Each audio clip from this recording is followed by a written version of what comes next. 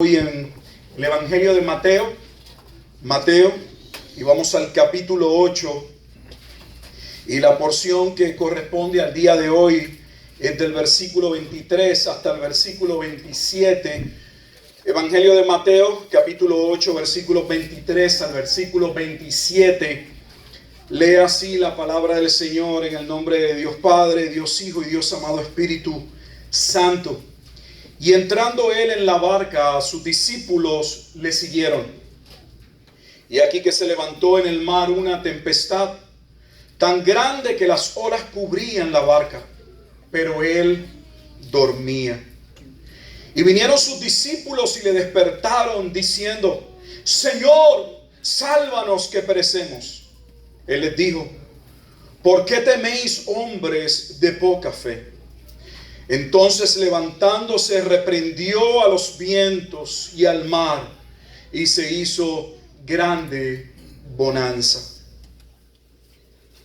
Y los hombres se maravillaron diciendo, y quiero que reflexione y pensemos en esta pregunta que ellos hacen. Es una pregunta que nosotros también debemos hacernos. ¿Qué clase o qué hombre es este que aún los vientos y el mar le obedecen? Vamos a orar. Bendito Dios y Padre eterno, una vez más agradecidos a ti. Damos gracias por una nueva oportunidad, oh Dios, que nos das de seguir adorándote ahora mediante la exposición de tu palabra. Abre, oh Dios, los ojos de nuestro entendimiento y prepara nuestros corazones para recibir, Padre Santo, el pan que desciende del cielo. Tú dijiste que, oh Dios, el hombre no solamente puede vivir de la comida y del sustento, sino que debe depender de tu palabra para la vida. Nosotros reconocemos que tu palabra es la autoridad. Reconocemos que tu palabra es verdad. Reconocemos aún, oh Dios, cuando no entendemos todo, que la necesitamos, y creemos que tú, oh Dios, nos ayudas a entenderla y también nos ayudas a poder vivirla. Te damos la honra y la gloria en todo, pidiéndote, oh Dios, que a través de la exposición de estos versículos de este capítulo, el nombre de Cristo pueda ser exaltado, nuestras vidas edificadas.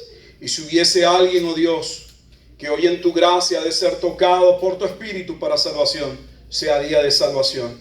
Oramos dándote gracias en todo y por todo, en el bendito nombre de Cristo Jesús. Amén y amén. Son solo 4 versículos bíblicos lo que nos corresponde al día de hoy, y hay tanta profundidad en ellos que me gozaba en la semana mientras estudiaba esta porción de las Escrituras. Si recordarán, el pasaje anterior estuvimos en el capítulo 8, del versículo 18 al versículo 27, y vimos cómo se acercaron a Jesús varios aparentes discípulos para seguirle, y cómo cada uno, aunque presentó o habló de que le seguiría, al final, cuando vieron la demanda de lo que cuesta el discipulado, lo que conllevaba el seguir a Jesús, no le siguieron. Sin embargo, en el versículo 23 dice: y entrando él, habla de Jesús en la barca, sus discípulos le siguieron. Lo primero que quiero que usted pueda notar o observar en el versículo 23, que es que, como dice la Escritura, los verdaderos discípulos de Dios, aquellos que en su gracia son llamados, le siguen.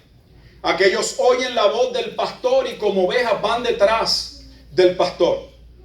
También habíamos dicho que había venido a él mucha gente en el versículo 18. Sin embargo, él mandó pasar al otro lado. Y estamos en esta porción donde Jesús entonces ha entrado en la barca para irse al otro lado. Contrario a donde estaba la multitud de aparentes discípulos que querían seguirle. Se monta en la barca con sus discípulos y vemos el énfasis de que ellos le siguieron. Y la pregunta que debemos hacernos en esta tarde es: ¿le estamos siguiendo? ¿Le seguimos realmente? Si somos discípulos, ¿realmente andamos con él? Observe que seguirle no es algo de lejos, es una relación de intimidad. Estaban con él en la barca. estaban todo el tiempo básicamente con Jesús. En el versículo 24 dice: y aquí se levantó en el mar una tempestad. Inmediatamente los discípulos le siguen. Se levanta o se desarrolla una tormenta. Y observe cómo es, ¿verdad?, descrita esta tormenta. Y me llama la atención el énfasis de la descripción de la gravedad de la tormenta, puesto que al menos sabemos que algunos de los discípulos eran pescadores, lo que significa que sus padres habían pescado en ese mar de Galilea y conocían muy bien el mar. Conocían que el mar quedaba a unos 600 y tantos pies debajo del nivel del mar. Y había una de las montañas muy elevada que proporcionaba un espacio y el viento venía y en momentos dados se creaban tormentas de la nada. Ellos habían visto muchas tormentas, al menos Pedro y Andrés. Y sabemos también que Juan y su hermano Jacobo eran pescadores. Pero dice una tempestad tan grande que las olas cubrían la barca. Todo parecía que no iban a poder llegar al otro lado. Jesús les había dicho: pasemos al otro lado. Cuando Dios habla, lo que Dios habla se cumple. Pero eso no significa que en el proceso se levanten tempestades. Quisiéramos poder seguir el camino o la vida cristiana sin que hayan tempestades, sin tropiezos, sin problemas, sin situaciones. Y Jesús nunca nos ha dicho que no habrían momentos difíciles. Nos dijo: en el mundo tendréis aflicción, pero confiad, yo he vencido al mundo. No nos dijo que nos libraría de las tormentas, pero nos dijo que estaría con nosotros en medio de las tormentas. Y allí estaba Jesús en aquella barca. Pero dice, él dormía. Cuando llegué al versículo 24, recordé a uno de mis profesores de la clase de teología bíblica, el doctor Mitchell. E interesantemente, él nos llevó en Mateo a ver algo que yo nunca había visto. Y él dice que él entiende que esta porción de la Escritura en el capítulo 8, versículos 23 al 27, es una alusión al libro de Jonás. Y cuando dijo eso, inmediatamente comenzó en mi mente a esclarecerse muchas cosas, pues recordaba muy bien el libro de Jonás, lo he predicado. Y hay unos paralelismos aquí que podemos identificar. El único profeta en el Antiguo Testamento que se encontró en medio de una tormenta, dormido, y que es sacudido, despertado en medio de la tormenta, fue Jonás. Pero hay una comparación dramática en lo que sucede en este momento con Jesús y lo que sucedió con Jonás. Jonás estaba fuera totalmente de la voluntad de Dios. Andaba huyendo de aquella responsabilidad que Dios le había dado de ir y llevar un mensaje a la ciudad de Nínive. Jesús no se encontraba huyendo de la voluntad de Dios. Vivía para hacer la voluntad del Padre. Amén. Sin embargo, no obstante, se levanta aquella tempestad. Y dice que en medio de ambos relatos, tanto Jonás como Jesús, en medio de esta tormenta, duermen. Ambos son despertados súbitamente, con prontitud. Sabemos que en Jonás, los que estaban trabajando, aquellos marineros que estaban tratando de lidiar con aquella tormenta, pensaron: algo ha sucedido, alguno de nosotros ha hecho algo. Los dioses han levantado esta tormenta. Ellos lo entendieron sobre, ¿verdad?, su entendimiento. Y el único que estaba durmiendo era Jonás. Así que pensaron: necesitamos levantarlo, que posiblemente él es el problema. Y fueron y levantaron a Jonás. Y sabemos que Jonás confesó que era un profeta de Dios y que se encontraba huyendo de la presencia de Dios. En otras palabras, Jonás tuvo que confesar que él era la causa de la tormenta. Que si buscaban un culpable, él era el culpable. Pero Jonás, no pudiendo hacer nada por calmar la tormenta, le dijo: échenme al mar. Es interesante que cuando Jonás pide que lo lancen al mar, Aún cuando uno mira el relato del libro de Jonás, los marineros, aquellos que estaban en el barco, trataron de hacer lo imposible por ver si podían sobrevivir. Pero dándose cuenta que la tormenta no cesaba, no les costó otro remedio que lanzar a Jonás. Jesús se halla durmiendo en esta barca, pero Él no es el causante de las tormentas. De hecho, Él vino a trabajar con nuestras tormentas. Y no las tormentas meramente de nuestros desacuerdos, nuestros desatinos, nuestras rebeliones con Dios. La tormenta de nuestra alma por causa de habernos rebelado contra Él.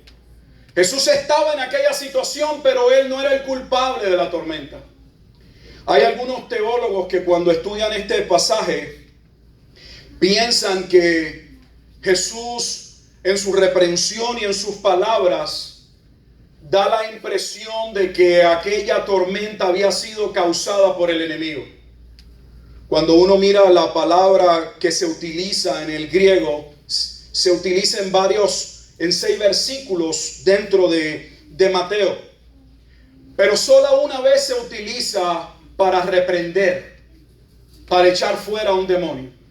Y algunos intérpretes de la Escritura, tomando eso, usando ese solo versículo, piensan que Jesús entonces estaba reprendiendo al enemigo que había levantado aquella tormenta. La Escritura no dice que las tormentas como el mar y aquellas cosas pueden ser desatadas por Satanás.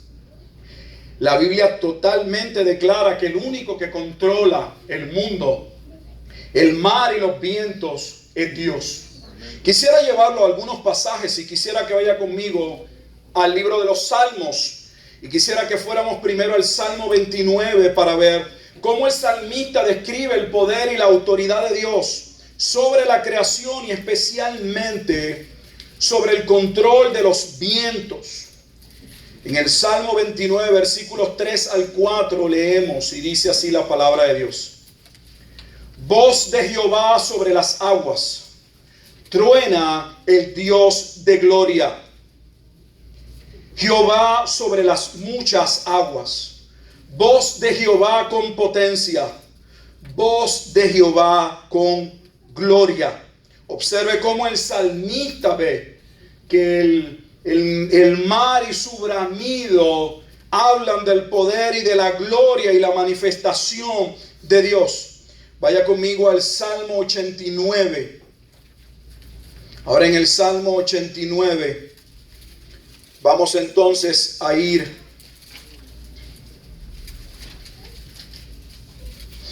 al versículo 9 y dice: Tú tienes dominio sobre la braveza del mar. Está hablando de Dios. Cuando se levantan sus ondas, tú las sosiegas. ¿Quién es el único descrito en el Antiguo Testamento que tiene control sobre el viento, sobre el mar y que puede hacer bonanza? Únicamente y exclusivamente Dios. También podemos observar en el Salmo 93.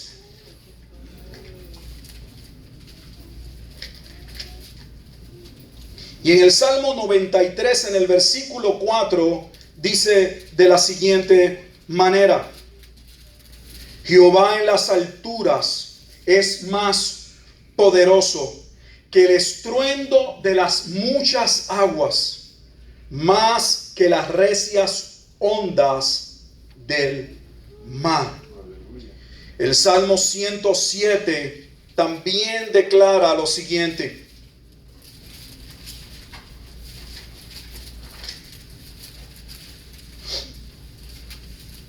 versículos 25 al 29 dice: Porque habló e hizo levantar un viento tempestuoso.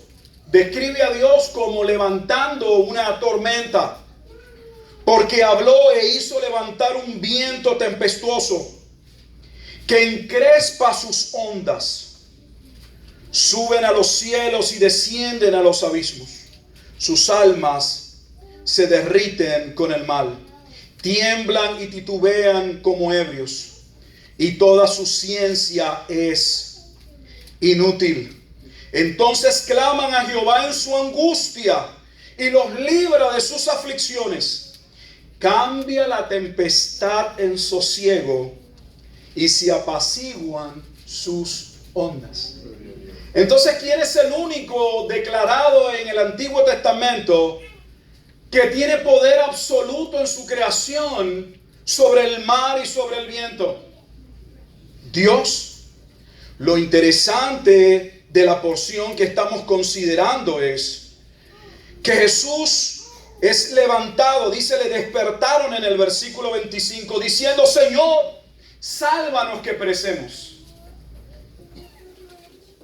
No sé cuántos momentos hemos pasado en nuestra vida y usted está pasando o podría pasar posteriormente en que nos sentiremos posiblemente que el Señor está dormido. Sabemos que Él ha prometido estar con nosotros.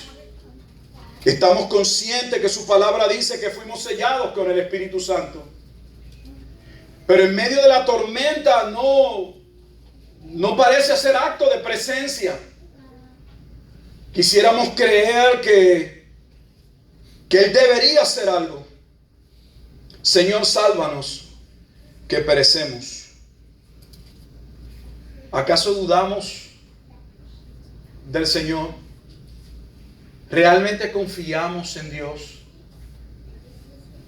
¿Realmente confiamos en que Él tiene nuestras vidas en sus manos, como Él dijo en Juan capítulo 10? ¿Realmente confiamos, como dijo Pablo, yo sé que Él es poderoso para guardar mi depósito, hablando de su vida hasta aquel día? Señor, sálvanos que perecemos. Él les dijo: ¿por qué teméis, hombres de poca fe? Algunos inmediatamente van a la reprensión de Jesús sobre el viento y sobre el mar. Pero cuando uno mira esta porción, la primera reprensión no es al viento y al mar, es a sus discípulos. Jesús les está llamando la atención. Le está diciendo por qué desconfían. Yo no sé cuántas veces en mi vida personal he pasado por momentos que le he gritado al Señor en mi desespero, en la oración, buscando que Él haga, que Él se mueva, que Él actúe. Como si de alguna manera Él no supiera lo que está aconteciendo. En la parte humana es clara que Jesús estaba dormido. La Escritura no nos explica si era que estaba muy cansado, pero sabemos que Jesús tomó un cuerpo y se encarnó. Posiblemente físicamente estaba drenado. Pero independientemente no debemos olvidar que Él es Dios. Y Él está en control aún cuando parezca estar dormido o esté dormido. Él sigue estando en control. La expresión que le hace a los discípulos no parece sorprenderle la tormenta. Lo que le sorprende a Jesús es por qué sus discípulos no confían en Él. Me llama la atención, Él no se levanta. Hay una tormenta descrita tan grande que la nave, la barca se va a hundir. Y Jesús no se levanta a tratar de hacer algo con el viento, con el mar. No siente ningún temor de la circunstancia. Su primer reclamo hacia sus discípulos es: ¿por qué no pueden confiar en mí? Yo podría ubicarme en esa barca y verme en esa barca. Y puedo escuchar esa declaración sobre mi persona. Gilberto, ¿realmente confías en mí? A veces es fácil decir que confiamos en Dios cuando todo parece ir bien. Cuando las finanzas están bien, cuando la salud está bien, cuando los aspectos familiares parecen ir bien, con nuestra relación con nuestro cónyuge parece ir bien, con nuestros hijos parece ir bien. Es muy fácil decir: no, yo creo en Dios, yo confío en Dios. Pero cuando llega la tormenta abrupta que parece que vamos a perecer, ¿cómo reaccionamos en medio de la tormenta? Evidencia si confiamos o no en Jesús. Las tormentas de la vida, lejos entonces de ser un obstáculo y ser un problema para nosotros, deberíamos verlas como momentos para levantarnos y glorificar a Dios. Pero nos desanimamos en las tormentas. Nuestra vida nos desintegramos en las tormentas. Y Jesús les está diciendo, tengan ánimo, confíen en mí. Él no les está pidiendo que confíen en las circunstancias. Observe que Él está diciendo, ¿por qué dudan de Él? La fe que se predica en muchas iglesias es una fe dirigida a las circunstancias. Es creer que las cosas van a ir bien. Es pensar que voy a tener un mejor trabajo. Es creer que mi salud va a mejorar mañana. Es básicamente el positivismo humano traído a la iglesia. La fe bíblica no descansa en las circunstancias. La fe bíblica descansa en una persona, se llama Cristo. Nuestra fe está en Él, en su persona, en su gracia, en lo que Él ha hecho por nosotros. Y si Él dio su vida en rescate por nosotros, dice Pablo, ¿cómo no proveerá para las demás cosas? Por eso termina diciendo en el capítulo 8, Dios ha mostrado su amor de manera gráfica, contundente. Entonces, ¿por qué le tenemos miedo a las tormentas? Es obvio que cuando las tormentas llegan, muestran nuestra fragilidad.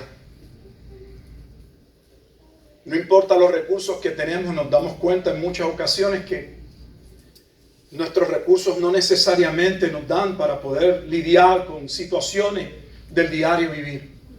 No importa si hemos estudiado o creemos tener algún tipo de conocimiento, hay circunstancias que exceden nuestro conocimiento. Siempre habrá momentos en la vida para sentirnos abrumados, para sentirnos que vamos a perecer. Lo maravilloso de esta porción es que te está diciendo y me está diciendo a mí que independientemente de las tormentas y las circunstancias que nos toquen vivir, podemos vivir confiados porque Él está con nosotros. No se trata de si lo siento, si no lo siento, si lo veo, si no lo veo.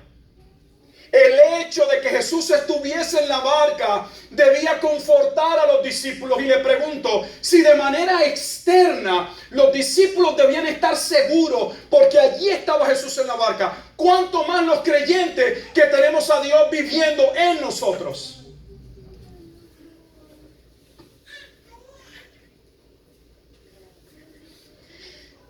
¿Por qué teméis, hombres de poca fe? Entonces, como diciendo posteriormente, después, levantándose, reprendió a los vientos y al mar, y se hizo grande bonanza. Y los hombres se maravillaron diciendo, ¿qué hombre es este?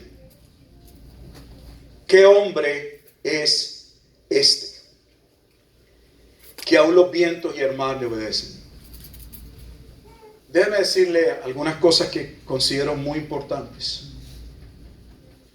Cuando Dios nos salva, cuando Dios llega a nuestra vida, cuando Dios nos rescata de la primera y más grande tormenta, la tormenta del pecado en que vivimos, la tormenta de la rebeldía contra Dios, una tormenta que nunca y jamás cesaría si no es por la obra de Cristo. Cuando Dios nos salva, no tenemos una comprensión completa de quién es Jesús. Nuestro conocimiento de Dios siempre va a ser limitado, pero es aún más limitado cuando acabamos de nacer de nuevo. Nos llevamos mucho tiempo.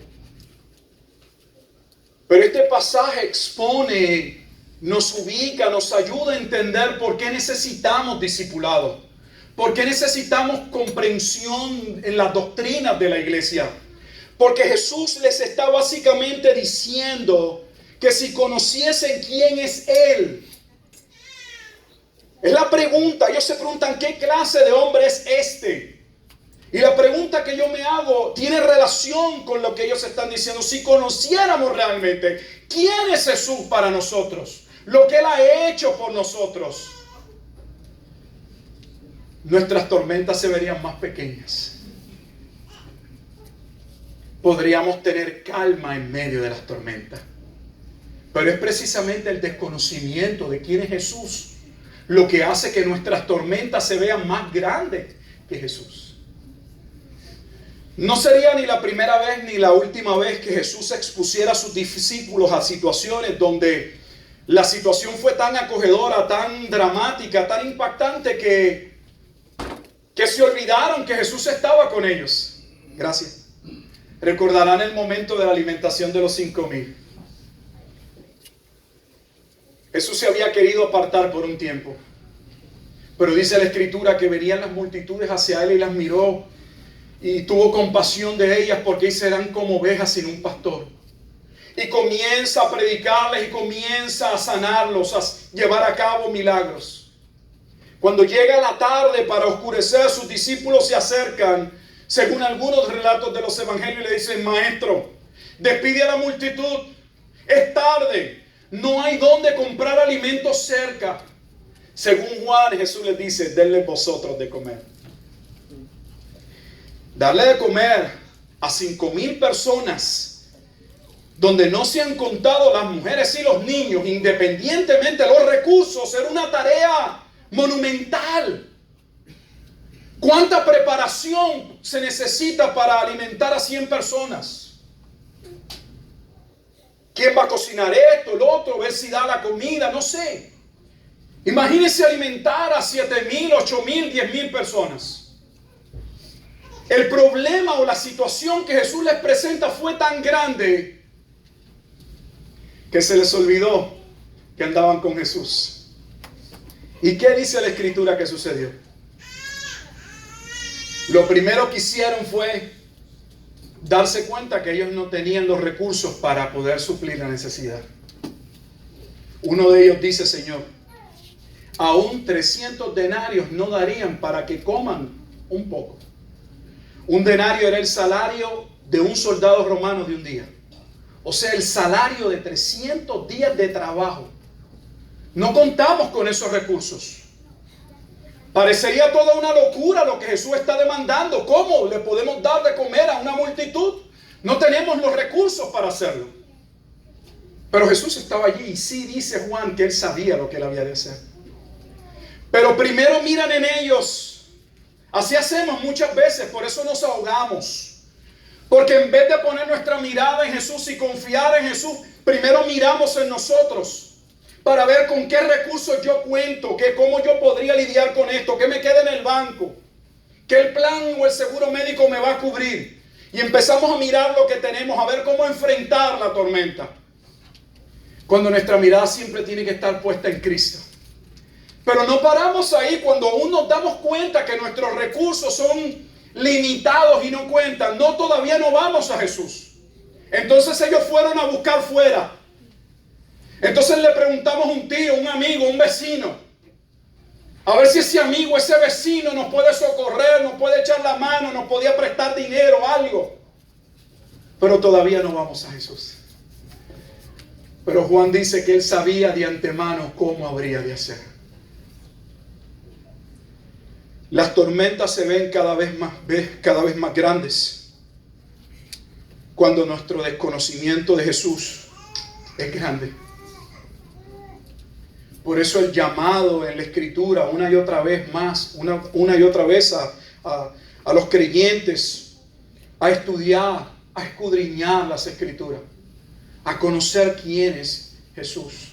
Pues en la medida que lo conocemos aprendemos a descansar en Él.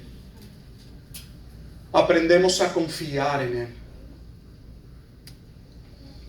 ¿Qué hombre es este que aún los vientos y el mar le obedecen? Podríamos pensar que la fe se desarrolla en las tormentas. Si la fe se desarrollara en las tormentas, muchos de nosotros tendríamos que tener una fe increíble. ¿Sabes cuántas tormentas hasta nuestra edad tal vez hemos enfrentado? Unos más y otros menos. En unas áreas más difíciles y en otras menos. Pero cada uno de nosotros, ¿a cuántas tormentas nos hemos enfrentado en la vida? ¿Realmente ellas nos preparan y aumentan nuestra fe? Hermano, la fe no crece en la tormenta. La fe crece en el conocimiento de Cristo. No es pedirle a Dios, auméntame la fe. Es ir a la Escritura para conocer a aquel que su vida dio por nosotros. Es conocer lo que Dios ha hecho por nosotros en Cristo. Por eso Pablo, cuando escribe la carta a los Efesios, con insistencia en el capítulo 1 y en el capítulo 3, ora pidiéndole a Dios que abra el entendimiento de la iglesia de Éfeso, que de paso fue una de las iglesias que más tiempo también le dedicó, para que los creyentes en Éfeso pudiesen comprender la altura, la anchura, la inmensidad del amor de Cristo. En otras palabras, que entendieran que sus vidas estaban completas en Él.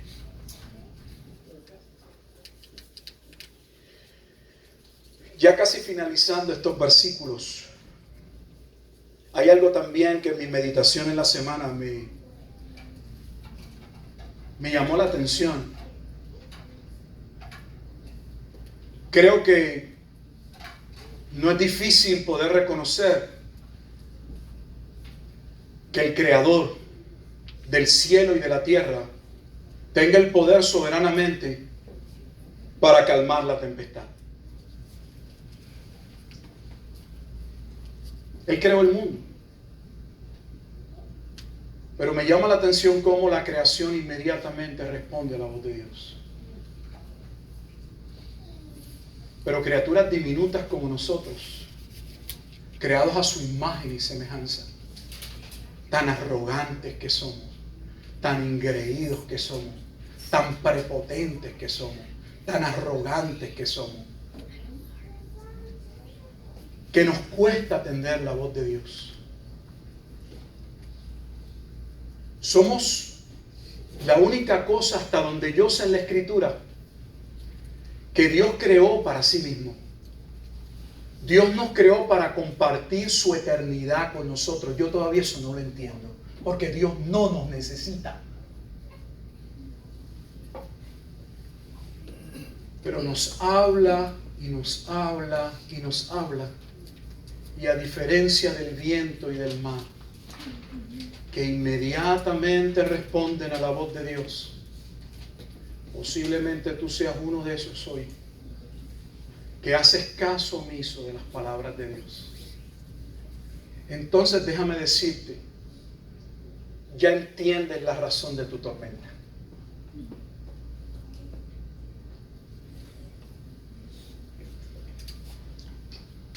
Ningún pastor, ningún ministerio, ninguna iglesia, por más buena voluntad, puede orar para reprender y detener una tormenta que tú mismo has creado con tu rebeldía, con tu naturaleza caída.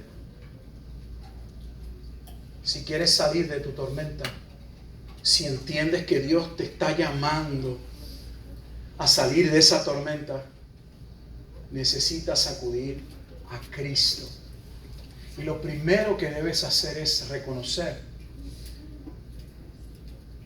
que has sido rebelde y que no te ha importado escuchar su voz.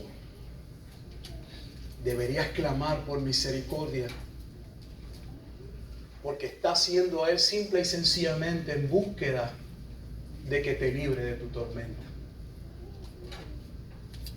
Pero yo no sé cómo es Dios en su gracia y en su amor, que dice que cuando un corazón se acerca a Él contrito y humillado, aunque sabemos que es Dios quien obra el querer y el hacer, pero desde el punto de vista humano, la Escritura dice que cuando hay un corazón contrito y humillado, cuando hay un hombre, una mujer que puede reconocer su incapacidad, su podredumbre, su maldad, su rebelión, y se acerca a Dios y confiesa su pecado delante de Dios y se arrepiente. Arrepentirse no es sentido de culpa, no es I'm sorry, no es ay bendito, lo siento.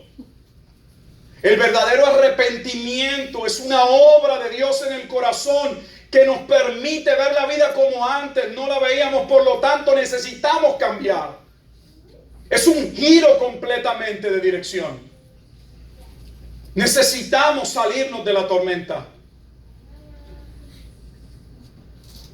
Puedes venir a Cristo o puedes seguir lidiando con tu tormenta. No me refiero a la tormenta de los problemas de la periferia, porque la mayoría de nosotros creemos que los problemas nuestros yacen fuera de nosotros, que tienen que ver con dónde nacimos, los padres que tuvimos, nuestro proceso de crianza, el lugar en que nacimos. Cada una de esas cosas pueden haber contribuido a nuestro estado hoy, pero no son determinantes. La razón por la que somos como somos es porque tenemos una naturaleza pecaminosa. Y el único que puede obrar para transformar esa naturaleza, y como decía Alex, por medio de la palabra de Dios en Jeremías, volvernos a un estado tierno delante de Dios, es Dios. Los discípulos se cansaron. Yo estoy seguro y convencido que aunque el pasaje no lo diga, los discípulos antes de despertar a Jesús hicieron todo lo que había en su conocimiento conforme a sus capacidades podían hacer. Yo dudo que ellos fueran allí a decirle: oye, sabes, levántate, ayúdanos a sacar agua. Si era sacar agua, ellos sabían sacar agua. Si ellos sabían de todo, ellos eran pescadores. Pero se dieron cuenta que aquella tormenta era una tormenta diferente, que era una tormenta que iba más allá de sus capacidades. Si Dios te permite, por su gracia, entender que tu tormenta está en tu corazón, que tu tormenta es que has tomado un rumbo, vientos de rebeldía, estás como Jonás fuera, desubicado de la voluntad de Dios. Déjame decirte que Dios en su misericordia, y termino, quiere hacer contigo lo que hizo con Jonás.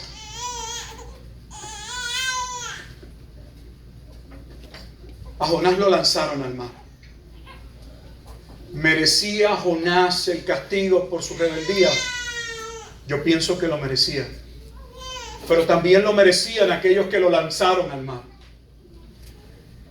Pero aunque Jonás merecía el castigo divino, qué maravilloso que Dios había preparado un pez para que en el momento en que Jonás fuese lanzado sin escapatoria del juicio, lanzado a la muerte, Dios tenía un medio de gracia que iba a cubrir, a guardar a Jonás dentro, para luego llevar a Jonás a hacer su voluntad. A Jonás lo salvó aquel gran pez de parte de Dios. Hoy Dios te presenta a Cristo para salvarte. Por eso Jesús dijo: de la misma manera en que Jonás estuvo en el vientre del gran pez por 3 días y 3 noches, así es necesario que el Hijo del Hombre también esté. Ese cuadro me hace pensar, cuando pienso en las Escrituras, en Romanos y otros libros, que entonces Jesús está describiendo no solamente que cómo Jonás fue preservado allí, sino cómo entonces Jesús podría representar a que también el pez. Para que Jonás pudiese tener vida, Jesús sí tenía que morir. Tu tormenta no va a cambiar por una oración.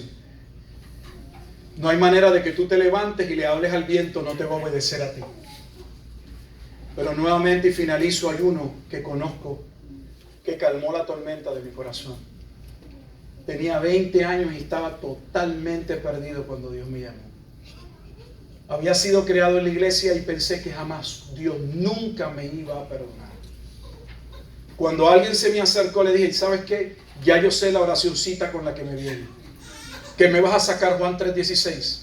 Me vas a decir que la sangre de Jesucristo perdona todo pecado. Le dije: ya he escuchado eso 20 veces. Y me senté agobiado en mi tormenta. Le había dicho a la persona que se me saliera hasta del lado, estaba molesto. Le dije que iba hasta a pegar. El hombre no se me salió del lado. Dios me trajo un mastodonte. Si yo creía en aquel tiempo que estaba en el gimnasio, estaba fuerte, me trajo un Goliat. Y yo estaba tan molesto en mi pecado que le dije que se saliera, que yo entendía que con un puño lo iba a noquear. También era lo mal que yo estaba. Me senté en unas escaleras y el individuo se me sentó al lado. No había manera de huir de él. No me tenía gota de miedo. Y no creo porque fuera grande. No lo conozco. No sé quién es al día de hoy. Se me sentó al lado y me dijo: ¿me puedes mirar a los ojos? Lo tenía al lado. Estaba a mi lado. Recuerdo que lo tenía a mi derecha. No me dijo bravucón ni nada, con amor. Me dijo: ¿me puedes mirar a los ojos? ¿Me puedes decir tu nombre? Y le dije: Gilberto. ¿Y sabes lo que me dijo? Mirándome a los ojos: no hay pecado que la sangre de Cristo no pueda perdonar. Empecé a llorar. No entendía lo que estaba pasando en mi vida. Nunca había llorado tanto. Parecía que me habían dado la carga de mi vida. Nunca recuerdo haber llorado con tanta intensidad. Solo recuerdo que le dije al Señor: si realmente tú existes y puedes cambiar una persona como yo, hazlo. Lo necesito. Nunca fue el mismo. Yo no creo que Cristo entró en mi vida porque yo se lo pedí. Creo que Él quiso tener misericordia de mí. Él calmó mi más grande tempestad, que era un corazón rebelde delante de Dios. Tus vientos no van a cesar hasta que tu corazón halle descanso en Dios. Y el descanso y la paz en Dios se halla en Jesucristo. Padre, te doy gracias en esta tarde por tu amor y tu misericordia. Te doy gracias, oh Dios, por tu palabra. Es viva, es eficaz, es más cortante que toda espada de dos filos. No solamente provee dirección, entendimiento, en ella hay sabiduría, sino que ella quebranta nuestro corazón. Llega a lo más profundo de nuestro ser. Discierne las intenciones del alma. Te damos gracias, oh Dios, porque aunque tu palabra nos confronte con la verdad, nos confronte con nuestra incapacidad, nos confronte con nuestro pecado, nos confronte con nuestro orgullo, arrogancia, Señor. No obstante, el propósito no es lastimar. Tú no eres el Dios que expones el pecado de las personas en público para avergonzar a las personas. Eres el Dios que espera, como hiciste con la mujer adúltera. Y cuando todos se fueron en la intimidad allí con ella, porque tú hablas al corazón, le dijiste: ¿dónde están los que te acusaban? ¿Dónde están, mujer, los que querían matarte? Señor, no sé. Se han ido. Y qué maravillosas palabras cuando Jesús le dijo: ni yo te condeno. Vete y no peques más. Ayúdanos, oh Dios, a entender que tu gracia, que tu misericordia costó un alto precio. Que para que la salvación pueda llegar a una sola vida, Jesucristo tuvo que morir por él en la cruz. Que no fue que solamente él en su vida experimentó lo difícil de la vida humana, fue expuesto a tentaciones. No, él cargó mi pecado. Él se humilló a sí mismo, tomando forma de siervo, hecho semejante a los hombres, y estando en la condición de hombre, se humilló hasta la muerte y muerte de cruz. Y por una sola razón: porque nos amas. Yo jamás podré entender por qué un Dios como tú nos ama a personas como nosotros, rebeldes, ingratos. Pero sí te doy gracias, oh Dios, porque ya no soy aquel hombre. Todavía resta mucho camino, pero tu gracia es evidente. Tu amor me acoge. Y yo te pido, Espíritu Santo de Dios, que tú toques el corazón en tu gracia de aquellos que tú has llamado a salvación. Que puedan ahí en su corazón, en su intimidad, Señor, poder decirte, Señor, sí es cierto, sí eso soy. Como hizo la mujer sirofenicia, que no se ofendió porque tú le dijiste, no está bien, dale el pan de los higos a los perrillos.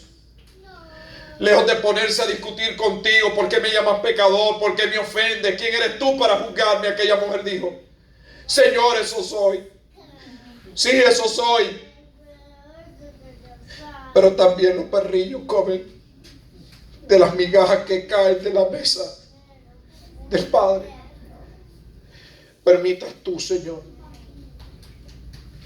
que no seamos movidos por una mera emoción.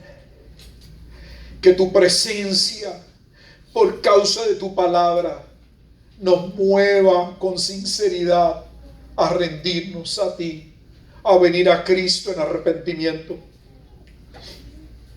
Sálvanos, Dios, de nuestra maldad. Sálvanos de nuestra incredulidad. Pensamos que necesitamos que tú nos salves de nuestras tormentas. No, Dios, qué equivocado estamos. ¿De quién necesitamos que nos salve? De nosotros mismos. Pues nosotros somos los que causamos las tormentas. En la mayoría de los casos son generadas por nuestra insensatez, por nuestra inmadurez, por nuestra rebeldía. Ayúdanos, Señor. Ayuda a tu iglesia a caminar en sinceridad. Ayúdanos a fortalecernos en la fe que tiene como objeto a Jesucristo. Ayúdanos a entender que esa fe se desarrolla y madura en el conocimiento de tu santa y bendita palabra. Que valoremos nuestras Biblias no por lo que nos costó en la librería, sino porque es tu palabra que tú has preservado y que ha costado la vida y el sacrificio de hombres que vivieron, se entregaron y murieron para que ella llegara a nosotros. Que no es una revista, un magazine o cualquier libro. Son palabras de vida y que deberíamos estar agradecidos porque sin merecerlas tú continúes hablando al corazón. Bendice a tu pueblo en esta tarde. Nos preparamos para participar también de la cena del Señor, que representa de manera gráfica en un sentido a través de los elementos. Representa el cuerpo que sería, oh Dios, y que fue de hecho abatido por nuestras rebeliones. La copa que representa el pacto, el nuevo pacto, tu sangre que sería derramada para el perdón de nuestros pecados. Te damos gracias, oh Dios, porque para que pudiese haber paz en nuestra vida, Cristo tendría que atravesar la más grande tormenta. No la tormenta de una barca, no la tormenta de vientos, no la tormenta, no sé, sino, Señor, verse por primera vez, que ni podemos realmente entenderlo, fuera de la gracia, del alcance de Dios por causa de que tomó nuestro lugar en la cruz. Dios mío, ¿por qué me has desamparado? Gracias, Señor, por la salvación que tú obras en nuestras vidas en Cristo. Gracias por el Espíritu de gracia que opera en nosotros tal salvación. Ahora, oh Dios, llévanos, Señor, a participar de la cena con alegría, con gozo. Te damos gracias en Cristo Jesús. Amén. Amén.